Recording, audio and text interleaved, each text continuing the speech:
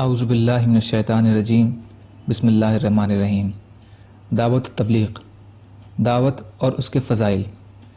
نبی صلی اللہ علیہ وسلم کی حدیثیں۔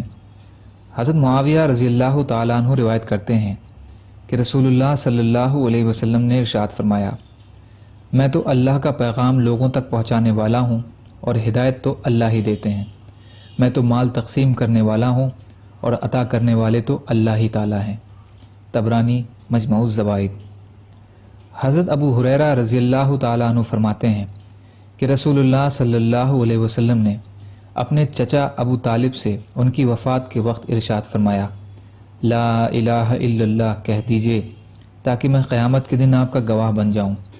ابو طالب نے جواب دیا، اگر قریش کے اس طعنے کا ڈر نہ ہوتا کہ ابو طالب نے صرف موت کی گھبراہٹ سے کلمہ پڑھا ہے تو میں کلمہ پڑھ کر ضرور آپ کی آنکھوں کو ٹھنڈا کر دیتا۔ اس پر اللہ تعالیٰ نے یہ آیت نازل فرمائی۔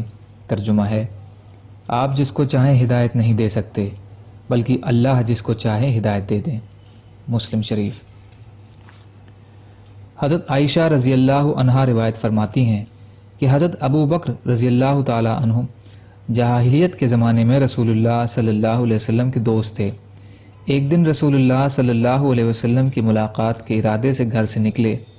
آپ صلی اللہ علیہ وسلم سے ملاقات ہوئی تو عرض کیا، ابو القاسم، یہ نبی صلی اللہ علیہ وسلم کی کنیت ہے، آپ اپنی قوم کی مجلسوں میں دکھائی نہیں دیتے اور لوگ آپ پر یہ الزام لگا رہے ہیں کہ آپ ان کے باپ دادا میں عیب نکالتے ہیں۔ رسول اللہ صلی اللہ علیہ وسلم نے ارشاد فرمایا، میں اللہ کا رسول ہوں، تم کو اللہ کی طرف بلاتا ہوں۔ رسول اللہ صلی اللہ علیہ وسلم کی بات ختم ہوتے ہی حضرت ابو بکر رضی اللہ تعالیٰ عنہ مسلمان ہو گئے۔ رسول اللہ صلی اللہ علیہ وسلم ابو بکر رضی اللہ عنہ کے پاس سے واپس ہوئے اور آپ صلی اللہ علیہ وسلم حضرت ابو بکر رضی اللہ عنہ کے اسلام لانے پر جتنے خوش تھے، مکہ کے دونوں پہاڑوں کے درمیان کوئی شخص کسی بات کی وجہ سے اتنا خوش نہ تھا۔ حضرت ابو بکر رضی اللہ تعالی عنہ وہاں سے حضرت عثمان بن عفان، حضرت طلحہ بن عبید اللہ، حضرت زبیر بن عوام، حضرت سعد بن ابی وقاص کے پاس دعوت دینے کے لیے تشریف لے گئے۔ یہ حضرات بھی مسلمان ہو گئے رضی اللہ عنہم۔ دوسرے روز حضرت ابو بکر رضی اللہ تعالی عنہ رسول اللہ صلی اللہ علیہ وسلم کے پاس حضرت عثمان بن مظعون، حضرت ابو عبیدہ بن جراح، حضرت عبد الرحمن بن عوف، حضرت ابو سلمہ بن عبد الاسد اور حضرت ارقم بن ابی ارقم کو لے کر حاضر ہوئے اور یہ سب حضرات بھی مسلمان ہو گئے رضی اللہ عنہم۔ 2 دن میں حضرت ابو بکر رضی اللہ عنہ کی دعوت سے 9 حضرات نے اسلام قبول کیا۔ البدایہ والنہایہ۔ حضرت اسماء بنت ابی بکر رضی اللہ عنہا فرماتی ہیں کہ فتح مکہ کے دن جب رسول اللہ صلی اللہ علیہ وسلم مکہ میں داخل ہوئے اور مسجد حرام تشریف لے گئے تو حضرت ابو بکر رضی اللہ عنہ نے اپنے والد ابو قحافہ کا ہاتھ پکڑ کر آپ کی خدمت میں لائے۔ جب آپ صلی اللہ علیہ وسلم نے انہیں دیکھا تو ارشاد فرمایا، ابو بکر ان بڑے میاں کو گھر میں کیوں نہیں رہنے دیا کہ میں خود ان کے پاس گھر آ جاتا۔ انہوں نے عرض کیا، یا رسول اللہ، ان پر زیادہ حق بنتا ہے کہ یہ آپ کے پاس چل کر آئیں بجائے اس کے کہ آپ ان کے پاس تشریف لے جائیں۔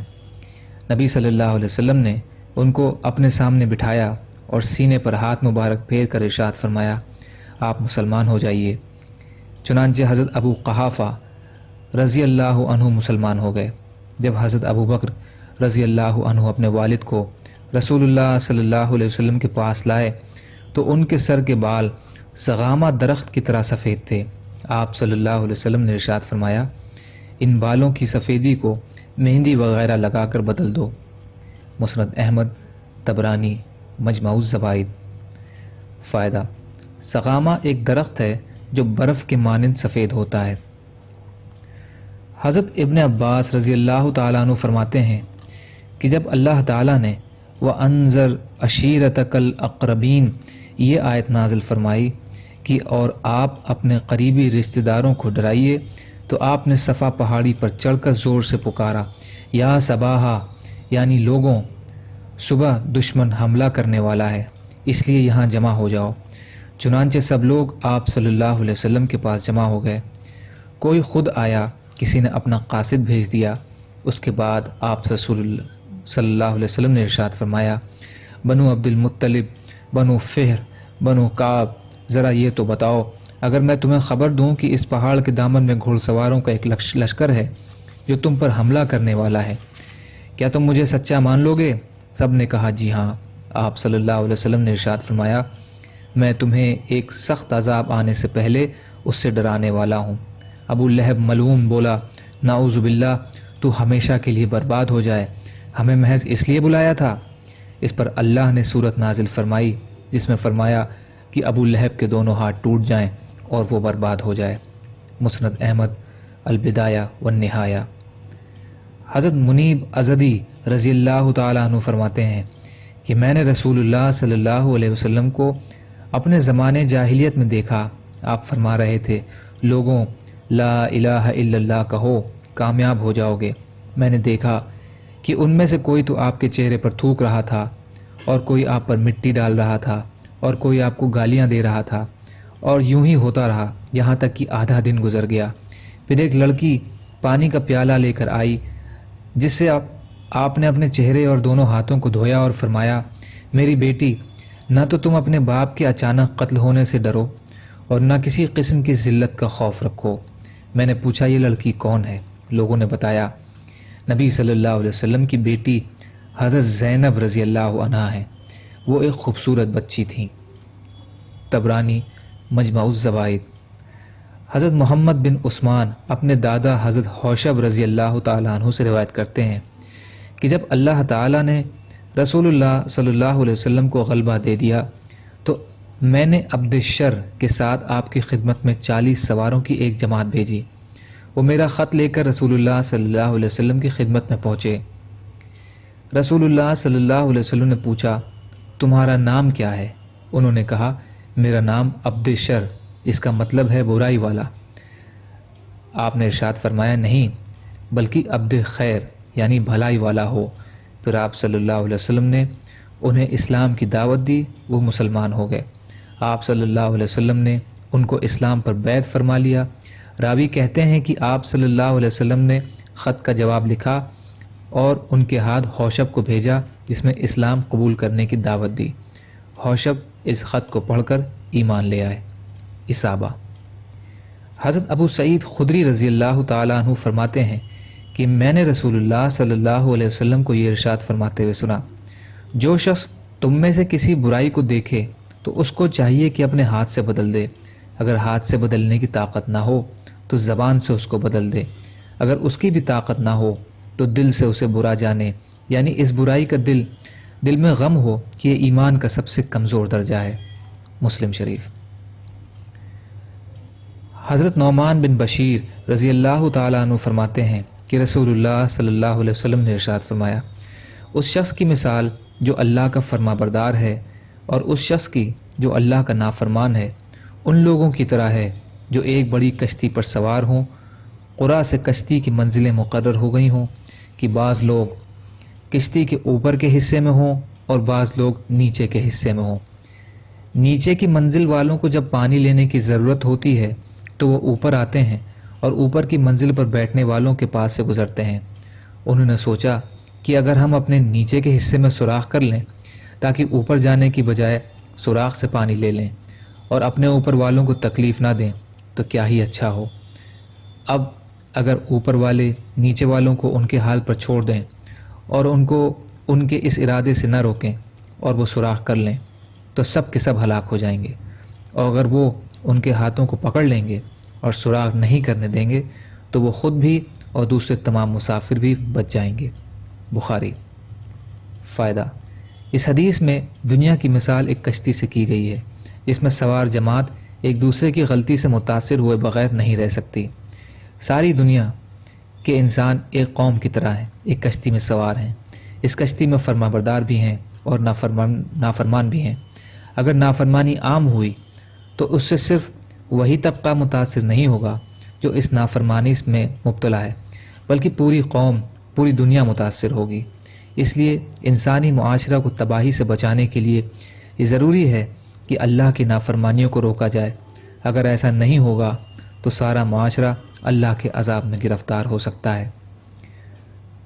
حضرت عرس بن امیرہ رضی اللہ تعالیٰ عنہ فرماتے ہیں کہ رسول اللہ صلی اللہ علیہ وسلم نے ارشاد فرمایا، اللہ بعض لوگوں کی غلطیوں پر سب کو جو اس غلطی میں مبتلا نہیں ہیں عذاب نہیں دیتے، البتہ سب کو اس صورت میں عذاب دیتے ہیں کہ جب فرما بردار باوجود قدرت کے نافرمانی کرنے والوں کو نہ روکے۔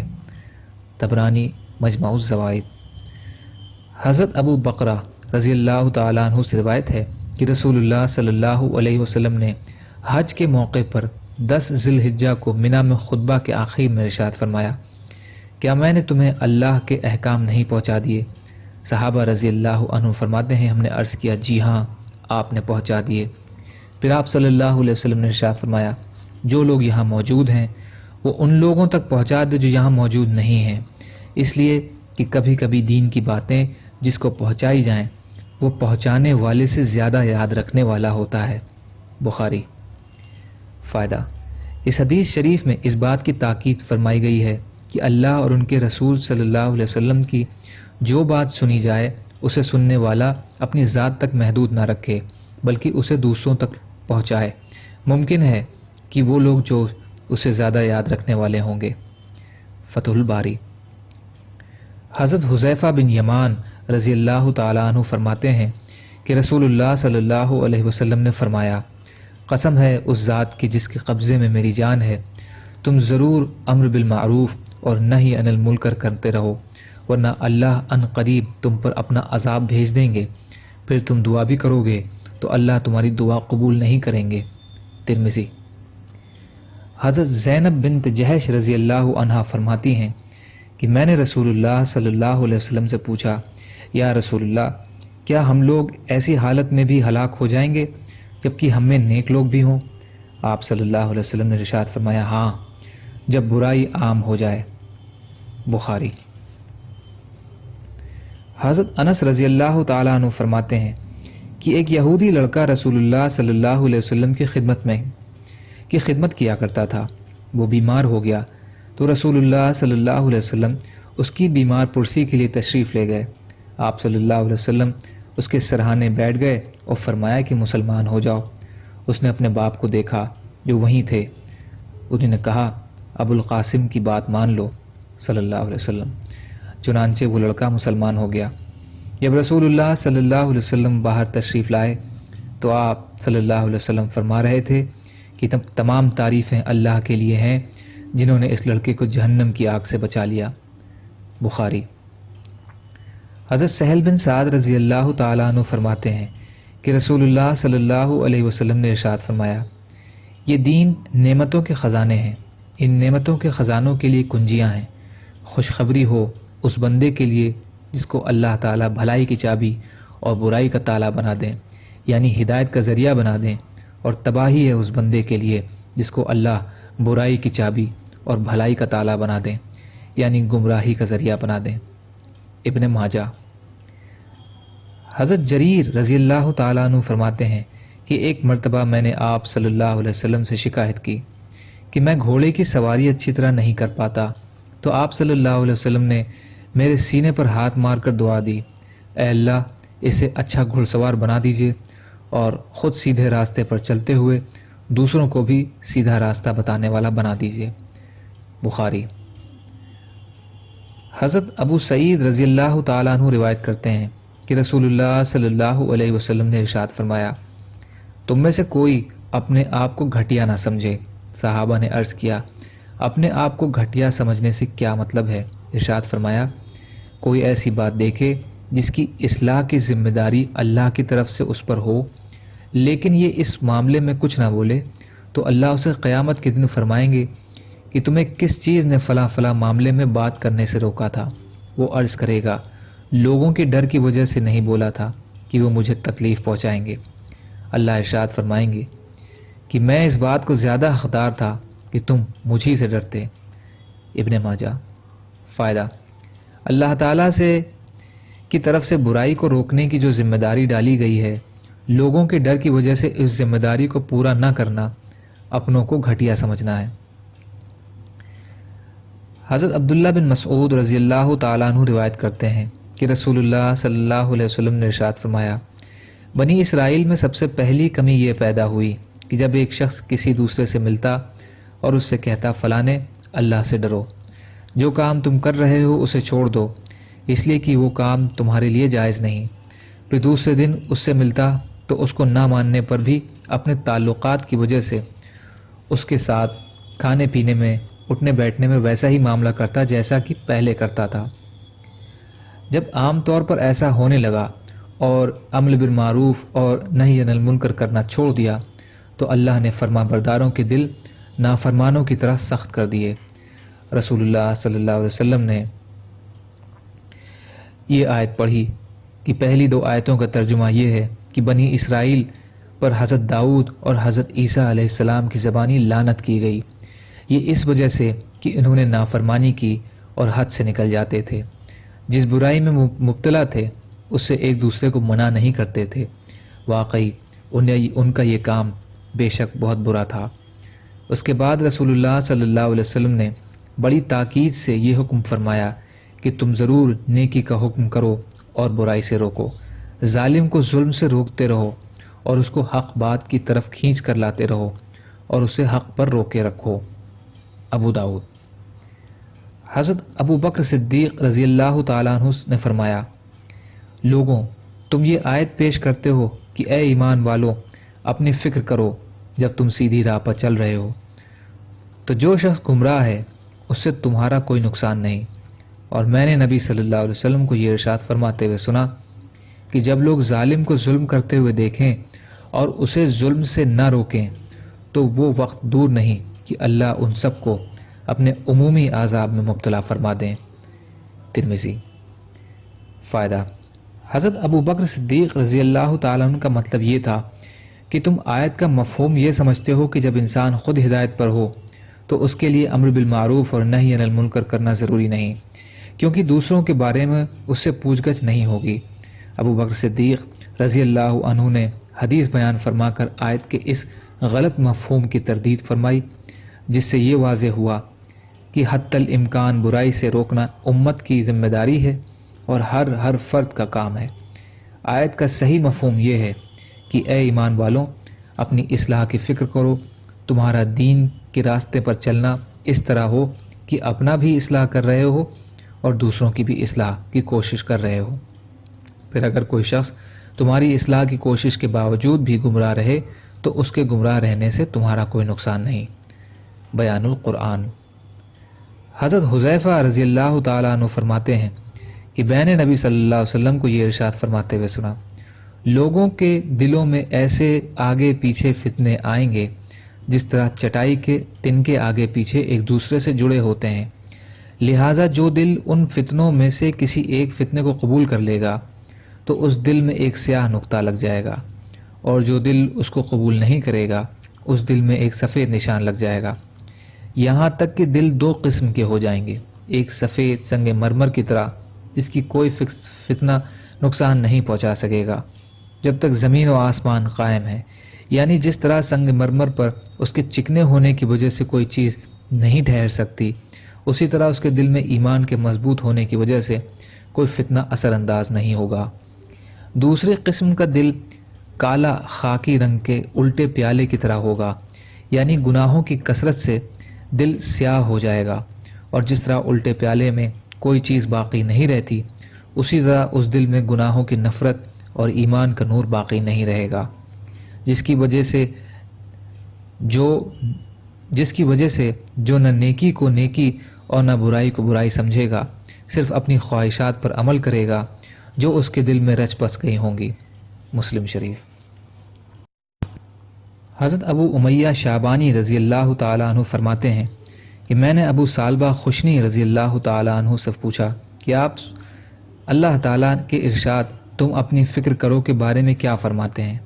انہوں نے ارشاد فرمایا، اللہ کی قسم تم نے ایسے شخص سے یہ بات پوچھی ہے جو اس کے بارے میں خوب جانتا ہے۔ میں نے خود رسول اللہ صلی اللہ علیہ وسلم سے اس آیت کا مطلب پوچھا تھا تو آپ صلی اللہ علیہ وسلم نے ارشاد فرمایا تھا کہ یہ مطلب نہیں کہ صرف اپنی ہی فکر کرو، بلکہ ایک دوسرے کو بھلائی کا حکم کرتے رہو اور برے کاموں سے روکتے رہو، یہاں تک کہ جب دیکھو کہ لوگ عام طور پر بخل کر رہے ہیں خواہشات کو پورا کیا جا رہا ہے، دنیا کو دین پر ترجیح دی جا رہی ہے اور ہر شخص اپنی رائے کو پسند کر رہا ہے، دوسرے کی رائے نہیں مان رہا، تو اس وقت عوام کو چھوڑ کر اپنی اصلاح کی فکر میں لگ جاؤ، کیونکہ آخری زمانے میں ایسے دن آنے والے ہیں جن میں دین کے احکامات پر استقامت کے ساتھ عمل کرنا اتنا مشکل ہوگا جیسے انگارے کو پکڑنا۔ ان دنوں میں عمل کرنے والے کو ان کے ایک عمل پر اتنا ثواب ملے گا جتنا 50 لوگوں کو اس عمل کے کرنے پر ملتا ہے۔ حضرت ابو ثعلبہ رضی اللہ تعالیٰ عنہ فرماتے ہیں، میں نے عرض کیا یا رسول اللہ، ان میں سے 50 کا اجر ملے گا یا ہم میں سے 50 کا؟ کیونکہ صحابہ کے عمل کا اجر و ثواب زیادہ ہے۔ ارشاد فرمایا، تم میں سے 50 کا اجر اس ایک شخص کو ملے گا۔ ابو داؤد۔ فائدہ: اس کا یہ مطلب ہرگز نہیں ہے کہ آخری زمانے میں عمل کرنے والا شخص اپنی اس خالص فضیلت کی وجہ سے صحابہ کرام رضی اللہ عنہ کے درجے تک پڑ جائے گا، کیونکہ صحابہ کرام بہرحال باقی ساری امت سے افضل ہی ہیں۔ اس حدیث شریف سے معلوم ہوا کہ امر بالمعروف اور نہی عن المنکر کرتے رہنا ضروری ہے، البتہ اگر ایسا وقت آ جائے جس میں حق بات کو قبول کرنے کی استعداد بالکل ختم ہو جائے تو اس صورت میں یکسو رہنے کا حکم ہے۔ اللہ تعالیٰ کے فضل سے ابھی وہ وقت نہیں آیا ہے، کیونکہ اس وقت امت میں حق کو قبول کرنے کی استعداد موجود ہے۔ حضرت ابو سعید خدری رضی اللہ تعالیٰ عنہ روایت کرتے ہیں کہ نبی اکرم صلی اللہ علیہ وسلم نے ارشاد فرمایا، تم راستے میں نہ بیٹھا کرو۔ صحابہ رضی اللہ عنہ نے عرض کیا، یا رسول اللہ صلی اللہ علیہ وسلم، ہمارے لیے ان راستوں پر بیٹھنا ضروری ہے، ہم وہاں بیٹھ کر باتیں کرتے ہیں۔ نبی صلی اللہ علیہ وسلم نے ارشاد فرمایا، اگر بیٹھنا ہی ہے تو راستے کے حقوق ادا کیا کرو۔ صحابہ نے عرض کیا، یا رسول اللہ، راستے کے حقوق کیا ہیں؟ آپ صلی اللہ علیہ وسلم نے ارشاد فرمایا، نگاہوں کو نیچے رکھنا، تکلیف دہ چیزوں کو راستے سے ہٹا دینا یا خود تکلیف پہنچانے سے باز رہنا، سلام کا جواب دینا، نیکی کی نصیحت کرنا اور برائی سے روکنا۔ بخاری۔ فائدہ: صحابہ رضی اللہ تعالیٰ عنہ کی مراد یہ تھی کہ راستوں میں بیٹھنے سے بچنا ہمارے لیے ممکن نہیں ہے، کیونکہ ہمارے پاس کوئی ایسی جگہ نہیں ہے جہاں ہم اپنی مجلس رکھا کریں، اس لیے جب ہم چند لوگ کہیں مل جاتے ہیں تو وہیں راستے میں بیٹھ جاتے ہیں اور اپنے دینی اور دنیاوی امور کے بارے میں آپس میں رائے مشورہ کرتے ہیں، ایک دوسرے کی حالت دریافت کرتے ہیں، اگر کوئی بیمار ہوتا ہے تو اس کے لیے علاج معالجہ تجویز کرتے ہیں، اگر آپس میں کوئی رنجش ہو تو صلح صفائی کرتے ہیں۔ مظاہر حق۔ حضرت ابن عباس رضی اللہ تعالیٰ عنہ فرماتے ہیں کہ نبی صلی اللہ علیہ وسلم نے ارشاد فرمایا، وہ شخص ہماری اتباع کرنے والوں میں سے نہیں ہے جو ہمارے چھوٹوں پر شفقت نہ کرے، ہمارے بڑوں کا احترام نہ کرے، نیکی کا حکم نہ کرے اور برائی سے نہ منع کرے۔ ترمذی شریف۔ حضرت حذیفہ رضی اللہ تعالیٰ عنہ سے روایت ہے کہ رسول اللہ صلی اللہ علیہ وسلم نے ارشاد فرمایا، آدمی کا بیوی، مال، اولاد اور پڑوسی کے متعلق احکامات کے پورے کرنے کے سلسلے میں جو کوتاہیاں اور گناہ ہو جاتے ہیں، ان کا نماز، صدقہ، امر بالمعروف اور نہی عن المنکر کفارہ بن جاتے ہیں۔ بخاری شریف۔ حضرت جابر رضی اللہ تعالیٰ عنہ فرماتے ہیں کہ رسول اللہ صلی اللہ علیہ وسلم نے ارشاد فرمایا، اللہ تعالیٰ نے جبریل علیہ السلام کو حکم دیا کہ فلاں شہر کو شہر والوں سمیت الٹ دو۔ حضرت جبریل علیہ السلام نے عرض کیا، اے میرے رب، اس شہر میں آپ کا فلاں بندہ بھی ہے جس نے ایک لمحہ بھی آپ کی نافرمانی نہیں کی۔ رسول اللہ صلی اللہ علیہ وسلم فرماتے ہیں کہ اللہ نے جبریل علیہ السلام سے ارشاد فرمایا کہ تم اس شہر کو اس شخص سمیت سارے شہر والوں پر پلٹ دو، کیونکہ شہر والوں کو میری نافرمانی کرتا ہوا دیکھ کر اس شخص کے چہرے کا رنگ ایک گھڑی کے لیے بھی نہیں بدلا۔ مشکات المصابیح۔ فائدہ: اللہ کے ارشاد کا حاصل یہ ہے کہ بے شک میرے اس بندے نے کبھی بھی میری نافرمانی نہیں کی، مگر اس کا یہ جرم ہے کہ لوگ اس کے سامنے گناہ کرتے رہے اور وہ اطمینان کے ساتھ ان کو دیکھتا رہا، برائی پھیلتی رہی اور لوگ اللہ کی نافرمانی کرتے رہے، مگر ان برائیوں اور نافرمانیوں کرنے والوں کو دیکھ کر اس کے چہرے پر کبھی بھی ناگواری کے آثار محسوس نہیں ہوئے۔ مرقات۔ سبحان اللہ وبحمدہ، سبحانک اللہم وبحمدک، اشہد ان لا الہ الا انت، استغفرک واتوب الیک، سبحانک رب العزت عما یصفون، وسلام علی المرسلین، والحمد للہ رب العالمین، برحمتک یا ارحم الراحمین، لا الہ الا اللہ محمد